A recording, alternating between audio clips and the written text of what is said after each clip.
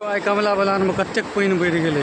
कल जो हम देखने रहूँ तो एत पानी नहीं रहे, लेकिन आई जे से कतेक ज़्यादा पानी बढ़ गए। बाप रे बाप, बहुत ज़्यादा बुरा हाल है। चलो हम आगे देखाबे कते पानी बढ़। आई देखियो पूरा पुला में पूरा कते ज़्यादा वेग के साथ स्पीड के साथ पानी चल रहा है। बाप रे बाप, बहुत ज़्यादा बुरा हाल है कमला बलान का। पानी से कोसी में देखिए कमला बलान में कतेक ज़्यादा पानी आबि गए। आदमी सब एते देखे के लिए पानी का वेग देखियो कतेक ज़्यादा है, कतेक ज़्यादा वेग से पानी आबि रहा है।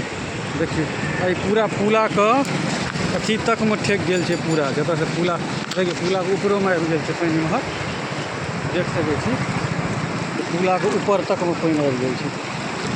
पुला के ऊपर में जगह पर पानी आबि गया, बाकी जगह तक कम है। कई जगह पर बहुत ज़्यादा पुला के ऊपर में पानी आबि गया। देखिए देखियो कमला के हाल की हाल, बहुत ज़्यादा पानी लगे। कमलो में बाढ़ एबे करा जो स्थिति जा रहा है। पूरा ऊपर तक पानी आबि गया कमला बलान।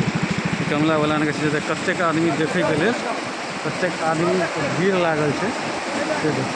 बहुत सारा वीडियोग्राफर, बहुत सारा फोटो लेवला सब देखिए कतेक ऊँच चल गए।